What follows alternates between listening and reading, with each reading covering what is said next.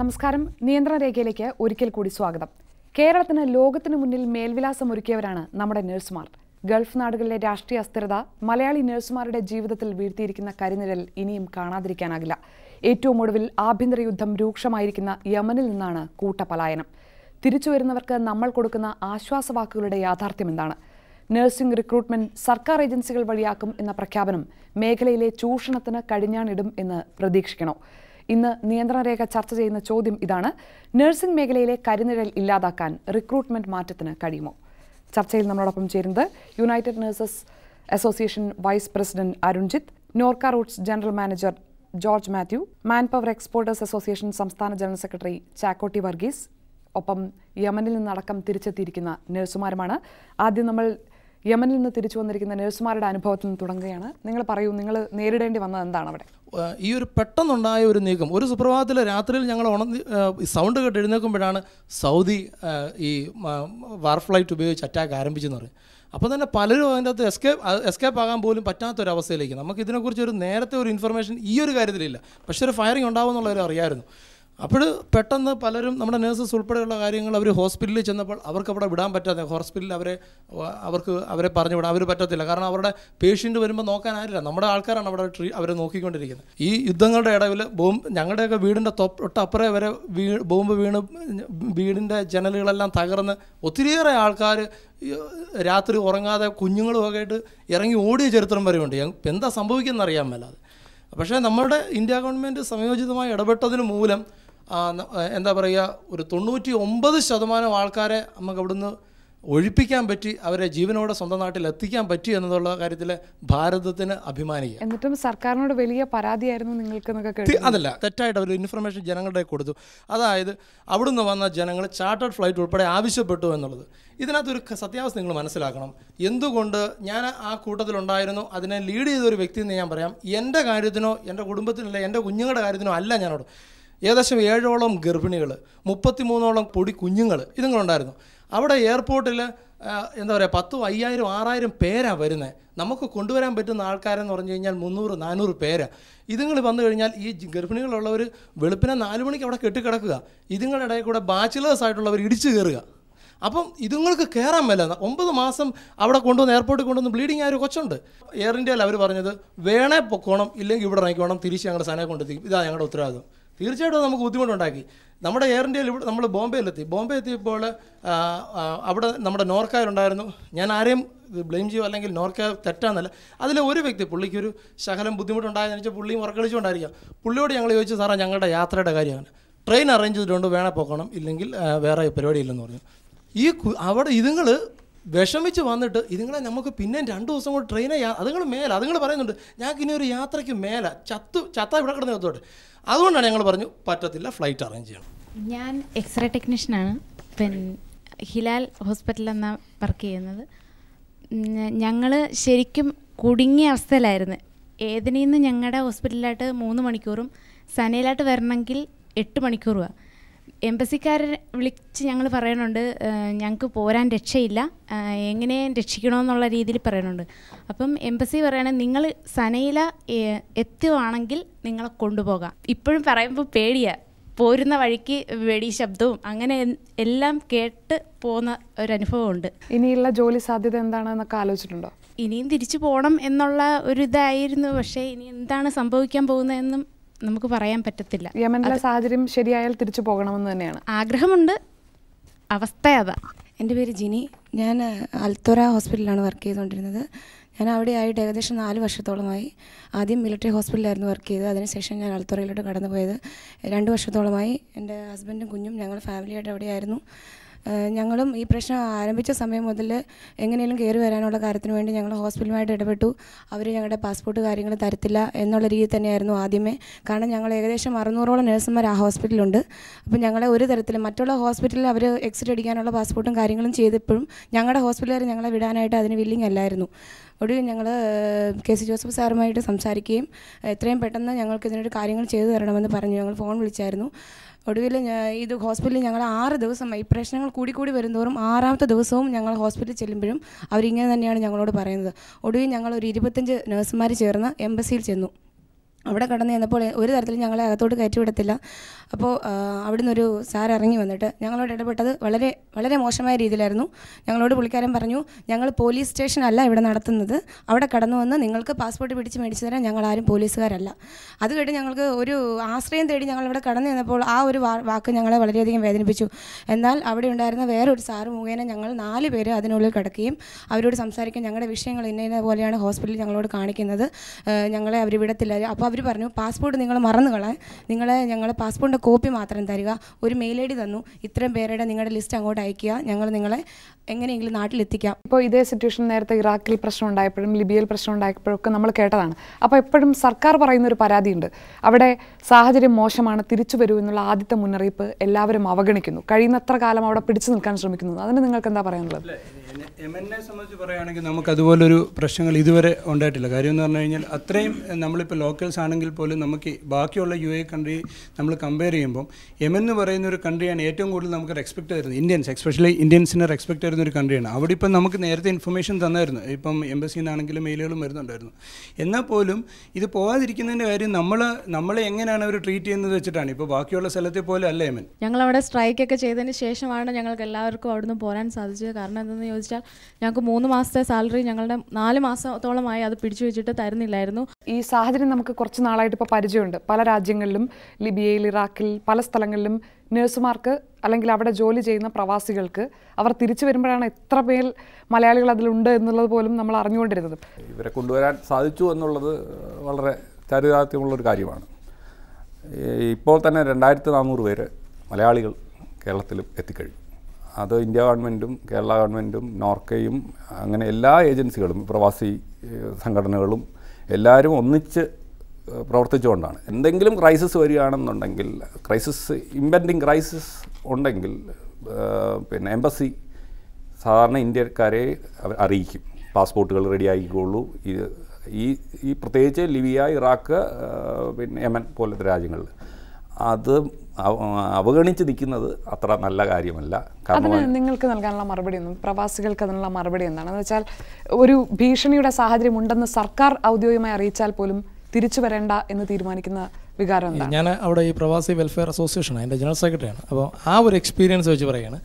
ഇതിനകത്ത് സാർ പറഞ്ഞ ഒരു വളരെ കറക്റ്റായിട്ട് പോയിൻ്റാണ്. ഇതിനകത്ത് ഈ കുവൈറ്റ് എന്ന് പറയുന്നൊരു ഹോസ്പിറ്റൽ, ഞാനൊരു ചെറിയ ഉദാഹരണം പറയാം. അവിടെ നമ്മളുടെ ആൾക്കാരിലൊരു കുറച്ച് പേര് ഒരു 65 വയസ്സിന് മേലോട്ട് വർക്ക് ചെയ്യുന്നവരുണ്ട്. ഇവർ അതിൻ്റെ ഫാക്റ്റാണ് ഞാനീ പറയുന്നത്.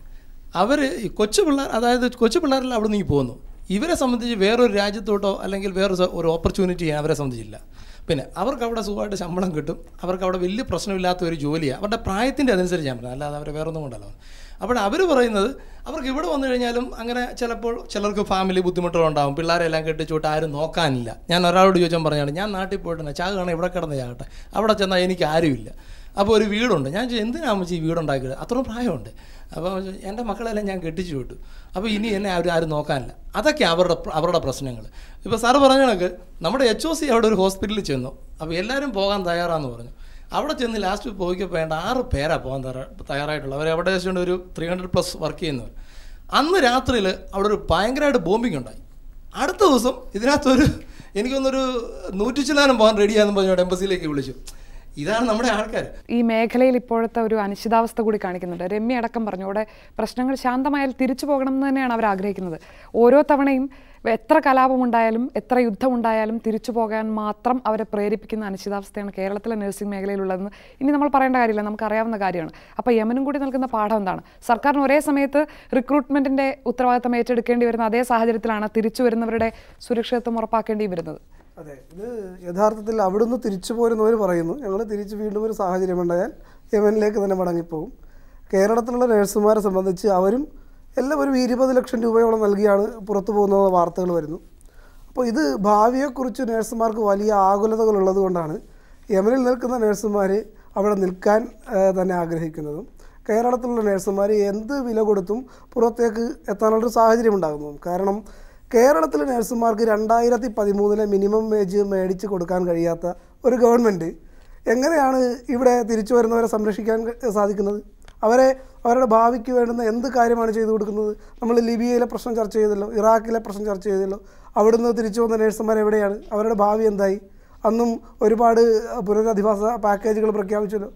അപ്പോൾ ഇതൊന്നും നടക്കില്ല എന്നുള്ള കാര്യം നേഴ്സുമാർക്ക് വളരെ നന്നായിട്ട് അറിയാം. അതുകൊണ്ട് തന്നെയാണ് അവർ ഇനി ഒരു സാഹചര്യം ഉണ്ടായാൽ അങ്ങോട്ട് പോകും എന്ന് പറയുന്നത്. അതറിയാവുന്നത് കൊണ്ടാണ് എത്ര പണം കൊടുത്തും ഏറ്റവും ഒടുവിലത്തെ റിക്രൂട്ട്മെന്റ് തട്ടിപ്പ് കേസിൽ പുറത്തു വന്ന വസ്തുതകൾ പ്രകാരം മാത്രം, കണക്കുകൾ പ്രകാരം മാത്രം 25 ലക്ഷം കൊടുത്തും എങ്ങനെയെങ്കിലും ഒരു ഉറപ്പുമില്ലാതെ, ഒരു റെസീറ്റ് പോലും തിരിച്ചു കിട്ടാതെയും ഏജൻസികൾക്ക് പണം കൊടുക്കാൻ നഴ്സുമാർ തയ്യാറാകുന്നത്. ഇത്തരത്തിലുള്ള സാഹചര്യങ്ങളുണ്ടായാലും പണം വാങ്ങി ഉത്തരവാദിത്തം അവസാനിപ്പിക്കുന്ന റിക്രൂട്ട്മെന്റ് ഏജൻസികൾക്ക് വേറൊന്നും ചെയ്യാനില്ലല്ലോ അല്ലേ? നഴ്സിംഗ് റിക്രൂട്ട്മെന്റ് മേഖല കേരള ഗവൺമെൻറ് ഏറ്റെടുത്തതിനെ മാൻപവർ എക്സ്പോർട്ട് അസോസിയേഷൻ പൂർണ്ണമായിട്ട് സ്വാഗതം ചെയ്യുന്നു. ഇവിടെയുള്ള റിക്രൂട്ട്മെൻറ്റ് ഏജൻസികൾ, പ്രത്യേകിച്ച് മാൻപവർ എക്സ്പോർട്ടേഴ്സ് അസോസിയേഷൻ മെമ്പേഴ്സ്, ഒരു മനുഷ്യരും ഈ വക തട്ടിപ്പോ വെട്ടിപ്പോ പൈസ വാങ്ങിച്ചുള്ള ബിസിനസ്സോ നടത്താറില്ല. അതാണ് ഏറ്റവും വലിയൊരു സത്യം. നിങ്ങൾക്കറിയാമല്ലോ, കേരളത്തിൽ മൊത്തം 130 റിക്രൂട്ട്മെൻറ്റ് ഏജൻസി കൊച്ചിൻ എമിഗ്രേഷൻ്റെ കീഴിലും 39 ഏജൻസി ട്രിവാൻഡ്രം എമിഗ്രേഷൻ്റെ കീഴിലുമുണ്ട്. നിങ്ങൾക്ക് പറഞ്ഞു തരാൻ പറ്റുമോ ഏതെങ്കിലും കേരളത്തിൻ്റെ അണ്ടറിലുള്ള ഈ രജിസ്ട്രേഷൻ ഏജൻസികൾ 20 ലക്ഷം വാങ്ങിച്ചോ 30 ലക്ഷം വാങ്ങിച്ചോ? ഏതോ ഏജൻസികൾ വാങ്ങിച്ചിട്ടുണ്ട്. അതൊരു ചെറിയ കാര്യമാണ്. പക്ഷേ കേരളത്തിൽ നിന്ന് പോകുന്ന നഴ്സുമാർ മുഴുവൻ പണം കൊടുക്കാറുണ്ട്, നിങ്ങൾക്കല്ലായിരിക്കും. പണം കൊടുക്കാറുണ്ട്. അതിൻ്റെ കാരണം എന്താണെന്ന് പറഞ്ഞാൽ അങ്ങനെ ആവി പോകുന്നതാണ്. സനയിലെ പല ഏജൻസികളും ഇപ്പോൾ റെപ്യൂട്ടഡ് ആയിട്ടുള്ള ഏജൻസികളുണ്ട്, അല്ലാത്ത ഏജൻസിയുണ്ട്. അല്ലാത്ത ഏജൻസി വാങ്ങിക്കുന്നത് മിനിമം 4 ലക്ഷം 3 ലക്ഷം രൂപയാണ് വാങ്ങിക്കുന്നത് ഈ ഹോസ്പിറ്റലിൽ മാത്രമായിട്ട്. ഇത്രയും രൂപ കൊടുത്തിട്ട് ഈ 4 ലക്ഷമോ 5 ലക്ഷമോ വാങ്ങിയിട്ട് കൊണ്ടുപോയിട്ട് അവിടെ നേഴ്സസിനാണ് ഏറ്റവും കുറച്ച് ശമ്പളം കിട്ടുന്നത് എന്ന് പറഞ്ഞു കഴിഞ്ഞാൽ. ബാക്കിയുള്ള സ്റ്റാൻഡേർഡ് ഞാൻ ആ ഒരു രീതിയിലാക്കാൻ ശ്രമിച്ചത്. അവിടെ അവർക്ക് കിട്ടുന്നത് ഒരു $600-700 അല്ലെങ്കിൽ 500 ആ റേഞ്ച്. ആ 500 അത് പിടിച്ചു, ആ ഒരു 500 റേഞ്ചിൽ കിട്ടിക്കും. ഈ $30,000 $500 എന്ന് പറഞ്ഞാൽ ഇപ്പോൾ 30,000 രൂപയുണ്ട്. അവരുടെ അവിടുത്തെ ചിലവ് കാര്യങ്ങളെല്ലാം കഴിഞ്ഞിട്ട് വേണം ഈ 30,000 രൂപ അവർക്ക് എത്ര രൂപ കാണും? ഒരു 15,000 അല്ല 12,000 രൂപ. ഈ 4 ലക്ഷം രൂപ 5 ലക്ഷം രൂപ ബാങ്ക് ലോണോ അല്ലെങ്കിൽ പലിശയ്ക്കോ വാങ്ങിയിട്ടാണ് ഈ കുഞ്ഞുങ്ങൾ അവിടെ വരുന്നത്. ഇവരെ ചൂഷണം ചെയ്യുന്ന ഏജൻസികൾ നിരവധിയാണ്. അല്ല, ഇത് ഏത് ഏജൻസികളാണെന്ന് നിങ്ങൾ പറയുകയോ? ഇതിനകത്ത് ഞാനൊരു പേരായിട്ട് പറഞ്ഞു കഴിഞ്ഞാൽ പറയണം. അതാണ് അതിന്റെ ശരി. കാരണം ഇപ്പോൾ അൽഷറാഫ ഏജൻസി നിങ്ങൾ റെയ്ഡ് ചെയ്ത് പിടിച്ചു എന്ന് ഗവൺമെൻറ് പറയുന്ന അൽഷറാഫ ഏജൻസിയുടെ ഉടമ ഗൾഫ് കൺട്രീസിലെ കുവൈറ്റിൽ ഒരു ടൂറിൽ പങ്കെടുത്തുകൊണ്ടിരിക്കുകയാണ് ഇപ്പോൾ ഈ നിമിഷം. ഈ recruitment agency first of all ഇവർ കൊണ്ടുവന്ന് ആരുകളിലും പൈസ കൊടുക്കുന്നു. പൈസ കൊടുത്തിട്ട് എന്തെങ്കിലും പ്രശ്നം ഉണ്ടാകുന്ന സമയത്താണ്, ഒരു പ്രശ്നങ്ങളാകുമ്പോഴാണ് ഇവർ ഇത്ര കൊടുക്കുന്നൊക്കെ പറയുന്നത്. ഗവൺമെൻറ് ഓഫ് ഇന്ത്യ വ്യക്തമായിട്ട് പറയുന്നുണ്ട്, പ്രത്യേകിച്ച് അസോസിയേഷൻ പറഞ്ഞിട്ടുണ്ട്, ഒരു പൈസ പോലും ഏജൻസിക്ക് മുൻകൂറായിട്ട് പൈസ കൊടുത്ത് വിസ ചെയ്യരുത്. ശ്രീ ചാക്കോ, പക്ഷേ നടക്കുന്ന യാഥാർത്ഥ്യം എന്താണെന്ന് നമുക്കറിയാം. സാറേ, അവിടെ ഒരു കാര്യം ഞാൻ ചോദിച്ചോട്ടെ. സാറ് പറഞ്ഞ നിയമവശങ്ങളിലൂടെ നമ്മൾ പോകുന്നു. ഇവിടെ ഇറങ്ങുന്ന വിദ്യാർത്ഥികളുടെ എണ്ണം നമ്മൾക്കറിയാം. ഈ വിദ്യാർത്ഥികളെല്ലാം നിയമവശങ്ങളിലൂടെ പോയാൽ അവർക്ക് 70 വയസ്സായാലും സാറ് പറയുന്ന ഈ സംഘടനയ്ക്ക് അവർക്കൊരു നല്ല ജോലി കൊടുക്കാനായിട്ട് പറ്റത്തില്ല. കാരണം നമ്മൾ പറയുന്നുണ്ട് ചിലപ്പോൾ 25,000 രൂപയ്ക്ക് തന്നു കഴിഞ്ഞാൽ ഗവൺമെൻറ്റിലൂടെ ഞാൻ അവരെ എത്തിക്കുമെന്ന്. ഇപ്പുറം വഴി പോകുന്ന പിള്ളേർ വട്ടിപ്പലിശയ്ക്ക്, ഞാൻ നാട് ഭാഷ പറഞ്ഞാൽ വട്ടിപ്പലിശയ്ക്ക് കടം മേടിച്ചിട്ടാ, 10 രൂപ പലിശയ്ക്ക് കടം മേടിച്ച് പഠിച്ചിറങ്ങിയ പിള്ളേരാ. പഠിച്ചിറങ്ങി കഴിയുമ്പോൾ അവൻ്റെ കുത്തിന് പിടിക്കും ബാങ്കുകാർ ഉൾപ്പെടെ. ഏതെങ്കിലും ഒരു ഏജൻസി ഈ പറയുന്നത് വയ്ക്ക് ഗവൺമെൻറ് നിശ്ചയിച്ച ഫീസിന് നഴ്സുമാരെ വിടുന്നുണ്ട് എങ്കിൽ നിങ്ങൾ പറയുന്ന ഏത് പണിയും ചെയ്യാൻ ഞങ്ങൾ തയ്യാറാണ്. ഏത് റിക്രൂട്ട്മെന്റ് ഏജൻസിയാണ് എറണാകുളത്തിന് ഗവൺമെന്റ് പറയുന്ന ഫീസ് നിശ്ചയിച്ചു കൊണ്ടുപോകുന്നത്? ഏതാ സാർ? ഒരു ഏജൻസിയുടെ പേര് പറയും. JVC എന്ന് പറഞ്ഞൊരു ഏജൻസി ഉണ്ട് ഇവിടെ. അൽഷറാഫ നിങ്ങളുടെ കമ്മിറ്റി അല്ലേ? ആദ്യം നിങ്ങൾ പറഞ്ഞേക്ക് JK ഇന്റർനാഷണൽ സ്ഥാപനത്തിന് ഞങ്ങൾ കഴിഞ്ഞ ഒരു 6 മാസം മുൻപ് ഞങ്ങളുടെ എക്സിക്യൂട്ടീവ് വിളിച്ച് വാൺ ചെയ്തതാണ്. സെക്കൻഡ്, നിങ്ങൾ പറഞ്ഞത് മാത്യു ഇന്റർനാഷണൽ ഒരിക്കലും ഒരു കേരള രജിസ്റ്ററിൽ ഒരു ബോംബെ ഏജൻസിന്റെ ബ്രാഞ്ചാണ് ഇവിടുത്തെ, കേരളത്തിൻ്റെ ഇതല്ല. ഇവരൊരു അഡ്വർടൈസ്മെന്റ് കണ്ടു. അഡ്വർടൈസ്മെന്റ് കൊടുക്കാൻ ഇന്ത്യയിലുള്ള ഏതൊരു ഏജൻസിക്കും അവർക്ക് ആപ്ലിക്കേഷൻ കൊടുത്താൽ എവിടെ റിക്രൂട്ട്മെന്റ് നടക്കും. അപ്പോൾ ഇത്രയും കാലം അസോസിയേഷൻ ഇത് അറിഞ്ഞിട്ടേ ഇല്ല. 40 ലക്ഷം 20 ലക്ഷം 22 ലക്ഷം വരെ വാങ്ങിക്കൊണ്ടിരിക്കുന്നു. അതല്ല അതിന്റെ അർത്ഥം. ഇവരുടെ അസോസിയേഷനിൽ പെടുന്ന ഒരു ഏജൻസിയും റിക്രൂട്ട്മെന്റ് നടത്തുന്നില്ല എന്നുള്ളത്. കാരണം നഴ്സുമാരെ കുവൈറ്റിലേക്ക് 20 ലക്ഷം രൂപ മേടിച്ച് റിക്രൂട്ട് ചെയ്തത് ഈ ഞാൻ പറഞ്ഞ ഏജൻസികളാണ്. അപ്പോൾ ഇവരുടെ അസോസിയേഷൻ ഒന്നെങ്കിൽ അസോസിയേഷനിൽ 2 പേരെ കാണുള്ളൂ, അതല്ലെങ്കിൽ ഇവരാരും ഇതിൽ മെമ്പർഷിപ്പ് എടുത്തിട്ടില്ല എന്നുള്ള ഞാൻ സാറ് പറഞ്ഞതെന്ന് ഞാൻ മനസ്സിലാക്കുന്നത്. എന്തായാലും അരുൺ, ഇപ്പോൾ വളരെ പ്രധാനപ്പെട്ട ഒരു ഘട്ടം വരുന്നു. സർക്കാർ അത് ഏറ്റെടുക്കുകയാണ്. സർക്കാർ അത് ഏറ്റെടുക്കാനും കേരള സർക്കാരിന്റെ ഏജൻസികളെ അതിനുള്ള ദൗത്യം ഏൽപ്പിക്കാനും കേന്ദ്ര സർക്കാർ തീരുമാനിച്ചിരിക്കുന്നു. അത് ഈ ചൂഷണത്തിന് അവസാനമാകും. അല്ല, അതെ, അതിന് ഞാൻ മറുപടി അതിന് പറഞ്ഞു. സാർ, എമിഗ്രേഷൻ ഡിപ്പാർട്ട്മെന്റിൽ എന്തോ കംപ്ലൈന്റ് കൊടുത്തു. പ്രൊട്ടക്ടർ ഓഫ് എമിഗ്രൻസ് അഡോൾഫസ് ആണ് ഇതിന്റെ 1ാം പ്രതി. അതാണ് ഏറ്റവും വലിയ നമുക്ക് ചിരിക്കേണ്ടത്. ഈ എമിഗ്രേഷൻ ഡിപ്പാർട്ട്മെന്റിനൊക്കെ കൈകാര്യം ചെയ്യുന്നത് ഇദ്ദേഹത്തിന് മാത്രമല്ല ഇതിൻ്റെ കയ്യിൽ ഡൽഹിയിൽ നിന്ന് ഒരു പെർമിഷൻ കിട്ടിക്കഴിഞ്ഞാൽ ഇവിടെ ഇൻഫർമേഷൻ മാത്രം കൊടുത്താൽ മതി, അദ്ദേഹത്തിന് വലിയ റോളില്ല. അദ്ദേഹത്തിന് കിട്ടുന്ന പരാതി അദ്ദേഹം അൽഷറാഫ് ഏജൻസി കൈമാറുകയാണെന്നാണല്ലോ പത്രങ്ങൾ പറയുന്നത്. വലിയൊരു ശൃംഖല, ഒരു മാഫിയ പോലെ പ്രവർത്തിക്കുന്ന റിക്രൂട്ട്മെന്റ് രംഗത്തേക്കാണ് നോർക്ക. വലിയ ഈ മേഖലയിൽ അത്രയേറെ പരിചയമില്ലാത്ത, ഒഡേപെക് പരിചയമുണ്ടെങ്കിൽ പോലും ഇതുമായി താരതമ്യം ചെയ്യുമ്പോൾ അത്രയും വലിയ റിക്രൂട്ട്മെന്റ് നടത്താനുള്ളതാണ്. സർക്കാരിന് അത് കാര്യക്ഷമമായി നിർവഹിക്കാനുള്ള ശേഷിയുണ്ടോ ഇപ്പോൾ? സർക്കാർ ഇത് കേന്ദ്ര സർക്കാർ, കേരള സർക്കാരിൻ്റെ 2 ഏജൻസികളെ ഏൽപ്പിച്ചിരിക്കുന്നു. അതിനർത്ഥം ഞങ്ങളുടെ കപ്പാസിറ്റി അവർ നോക്കിക്കഴിഞ്ഞു, ഞങ്ങൾക്ക് അതിനുള്ള കേപ്പബിലിറ്റി ഉണ്ട് എന്ന് കണ്ടിട്ടാണ് ഞങ്ങൾ റിക്രൂട്ട്മെൻറ്റ് വിങ് കാര്യക്ഷമമാക്കുകയാണ്. ഞങ്ങളുടെ ഒരു ട്രസ്റ്റ് ഏരിയ അല്ലായിരുന്നു എങ്കിൽ പോലും ഞങ്ങളിപ്പോൾ ആ റിക്രൂട്ട്മെൻറ്റ് വിങ് കാര്യക്ഷമമാക്കുകയാണ്. ഞങ്ങൾ എല്ലാ മെട്രോപൊളിറ്റൻ സിറ്റീസിലും ഞങ്ങൾ ഓഫീസ് തുടങ്ങാൻ തീരുമാനിച്ചു കഴിഞ്ഞു. അതുകൂടാതെ ഷില്ലോങ് പോലെ നോർത്ത് ഈസ്റ്റേൺ മേഖലയിലും തുടങ്ങാൻ തീരുമാനിച്ചു കഴിഞ്ഞു.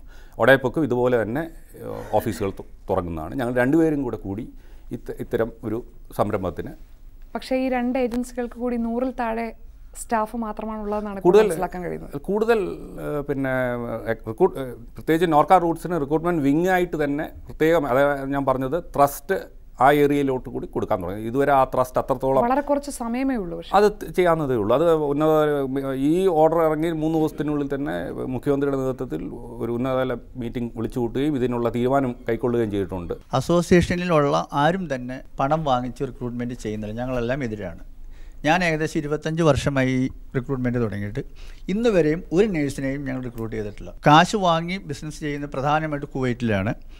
കുവൈറ്റിലെ 20 ലക്ഷം രൂപ വാങ്ങുന്നു എന്നുള്ളത് സത്യമായ കാര്യമാണ്. പക്ഷേ അതിന് ഭൂരിഭാഗം, ഒരു ഭീമമായ സംഖ്യ കുവൈറ്റിലേക്ക് പോവുകയാണ്. ഇത് ചെയ്യുന്ന ആളുകൾ റീസെൻ്റായിട്ട് ലൈസൻസ് എടുത്ത ആളുകളാണ്. ഒന്നില്ലെങ്കിൽ അവർക്ക് കേരളത്തിൽ ലൈസൻസ് ഉണ്ടാവില്ല, അതുള്ളവർ തന്നെ റീസെൻ്റായിട്ട് എടുത്തിട്ടുള്ളതാണ്. അവർക്ക് ഈ പറഞ്ഞ പോലെ മാഫിയയാണ്. പക്ഷേ സർക്കാരിന് അറിയാമായിരുന്നു. സർക്കാരിന് വളരെ കുറച്ച് പരാതിയെ നേരിട്ട് കിട്ടിയിട്ടുള്ളൂ. ബാക്കി പത്രമാധ്യമങ്ങൾ കൂടി തട്ടിപ്പ് ഇരയായവരെ ആണ് പറയുന്നത്, അല്ല പൈസ കൊടുത്ത ആരും പറയുന്നില്ല. അവർ പോയി കഴിഞ്ഞിട്ട് പിന്നെ തിരിച്ചവരെ വിട്ടു കഴിയുമ്പോഴാണ് പറയുന്നത്. എങ്ങനെയെങ്കിലും രക്ഷപ്പെടാനായിരിക്കും അവരുടെ ആഗ്രഹം. പക്ഷേ സർക്കാരിന് നിയമം നടപ്പാക്കണം എന്ന നിർബന്ധം ഉണ്ടാവണമല്ലോ. ഞങ്ങൾ ഇത് ഇങ്ങനത്തെ വരുന്നതെല്ലാം പിന്നെ പ്രൊട്ടക്ട് ഓഫ് ഇമിഗ്രൻസിനെ അറിയിക്കാറുണ്ട്. കാരണം അവരാണല്ലോ ഇത് കൺട്രോൾ ചെയ്യുന്നത്.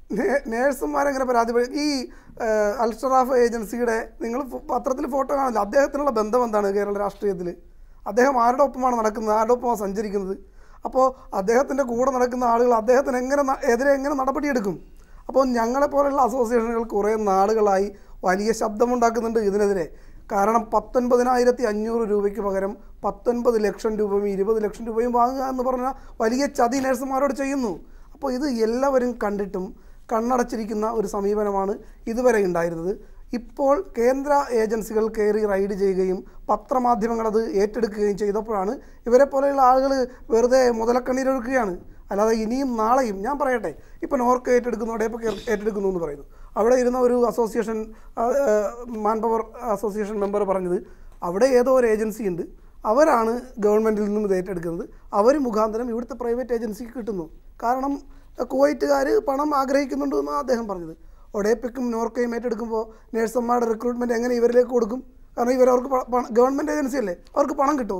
അപ്പോൾ ഫലത്തിൽ നേഴ്സുമാർ വീണ്ടും ഇന്ത്യയിൽ തന്നെ കിടന്ന് മരണപ്പണിയെടുക്കേണ്ടി വരും. അവർ ഫിലിപ്പിനോസിനെയോ ആരെങ്കിലും റിക്രൂട്ട് ചെയ്ത് പുറത്തേക്കുള്ള രാഷ്ട്രങ്ങളിലേക്കുള്ള ഒഴിവ് നികത്തും എന്നാണ് എൻ്റെ ഒരു സാമാന്യ ബുദ്ധി ഞാൻ ചിന്തിക്കുന്നത്. യുദ്ധം നടക്കുന്ന ഭൂമിയിൽ നിന്ന് വന്നവരെ തിരിച്ച് അവരെ പുനരധിവസിപ്പിക്കണില്ല.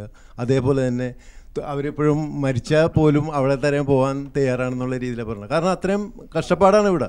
2-3 വർഷങ്ങൾക്ക് മുൻപ് വരെ ഇല്ലാത്തൊരു പ്രവണത ഇത്രയും പൈസ ഉണ്ടാക്കാമെന്നുള്ളൊരു ഇതിലൂടെ ഈ റിക്രൂട്ട്മെൻറ്റ് ഫീൽഡിലോട്ട് ഈ ആൾക്കാർ കയറി വന്നു. ഇതിനെ ഇങ്ങനെ ഒരു ഈ മലയാളികൾ മാത്രമാണ് ഇതിന് മുന്നിട്ട് നിൽക്കുന്നത്. ബലിയാടാവുന്നത് മലയാളികളാണ്.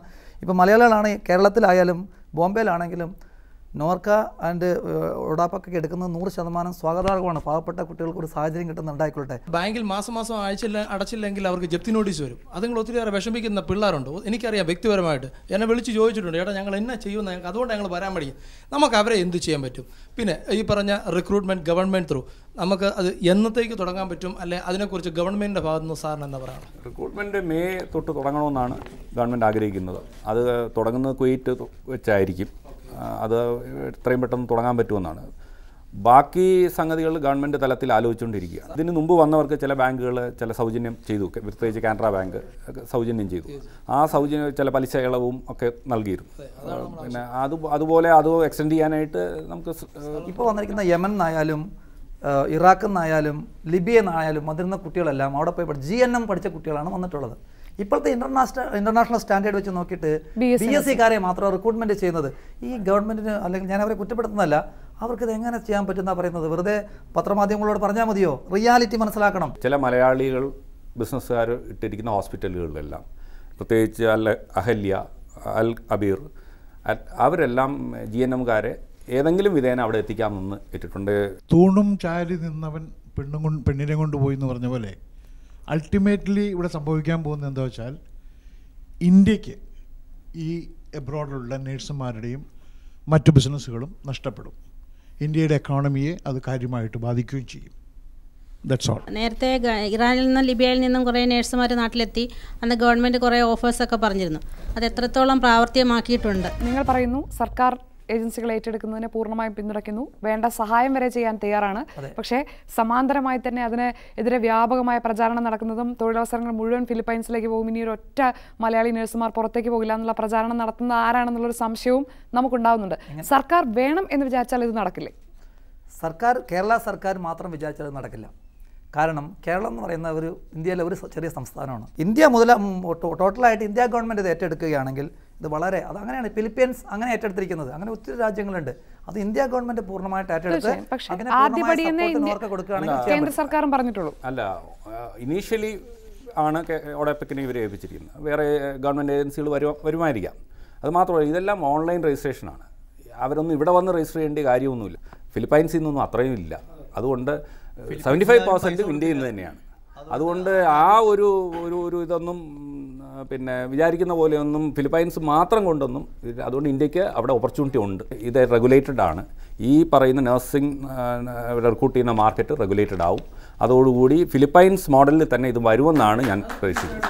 പക്ഷേ അരുൺ, അവസാനത്തെ ചോദ്യവും അതാണ്. അതോടുകൂടി ഈ ചൂഷണം പൂർണ്ണമായി അവസാനിക്കുന്ന ഒരു സമത്വസുന്ദരമായ കാലത്തിലേക്ക് നഴ്സുമാരുടെ വിദേശ റിക്രൂട്ട്മെന്റ് എന്നുള്ളത് പോകുമോ എന്നുള്ളതാണ്. തീർച്ചയായും അത്തരം സുന്ദരമായ ഒരു കാലം നമുക്ക് സ്വപ്നം കാണാം. സ്വപ്നത്തിലാണെങ്കിലും ഞാനത് കാണുകയാണ്. കേരളത്തിലെ നഴ്സുമാർ സുന്ദരമായി അവരുടെ സ്വപ്നങ്ങളുമായി വിദേശ രാജ്യത്ത് പോയി അവിടെ ഒരുപാട് ഓപ്പർച്യൂണിറ്റികൾ തേടിപ്പിടിച്ച് തങ്ങളുടെ ജീവിതം സുഗമമാക്കുന്നൊരു കാലം. പക്ഷേ അതിലേക്കാവണം നമ്മുടെ ഓരോ യാത്രയും. എല്ലാവരും ചേർന്നുകൊണ്ട് അത്തരത്തിലുള്ളൊരു രൂപപ്പെടുത്തൽ ഉണ്ടാക്കിയെടുത്താൽ നേഴ്സിംഗ് സമൂഹം മാത്രമല്ല കേരളത്തിലെ സമ്പദ് വ്യവസ്ഥ ഒന്നാകെ വലിയ തോതിൽ രക്ഷപ്പെടുന്ന ഒരവസ്ഥയുണ്ടാകും. നഴ്സുമാർ മാലാഖമാരായി നമ്മുടെ നാട്ടിലേക്ക് നല്ല സേവനമനുഷ്ഠിക്കാൻ അവർ തിരിച്ചെത്തും എന്ന് തന്നെയാണ് എനിക്ക്. വളരെ നന്ദി ചർച്ചയിൽ പങ്കെടുത്ത എല്ലാവർക്കും. പ്രായോഗികമായ ഒരുപാട് പ്രശ്നങ്ങൾ മുന്നിലുണ്ടെങ്കിൽ പോലും സംസ്ഥാന സർക്കാരിന് നഴ്സിംഗ് മേഖലയുടെ മുന്നോട്ടുള്ള പോക്കിന് എല്ലാത്തിനും വളരെ നിർണായകമായ ഒരു അവസരമാണ് മുന്നിൽ നിൽക്കുന്നത്. ഒരേ സമയം തന്നെ രാഷ്ട്രീയ അനിശ്ചിതാവസ്ഥയുള്ള രാജ്യങ്ങളിൽ നിന്ന് തിരിച്ചു വരുന്നവരുടെ പുനരധിവാസവും പുതുതായി തൊഴിൽ തേടുന്നവരുടെ ഉന്നമനവും സുഗമമായ ജോലി സാധ്യതകളും ഉറപ്പുവരുത്താനുള്ള അവസരം സർക്കാരിന് മുന്നിൽ വരികയാണ്. സർക്കാർ അതെങ്ങനെ കൈകാര്യം ചെയ്യും എന്ന് ഉറ്റുനോക്കുകയാണ് നഴ്സിംഗ് മേഖലയിലുള്ളവർ. നിയന്ത്രണപൂർവ്വമാകുന്നു. നമസ്കാരം.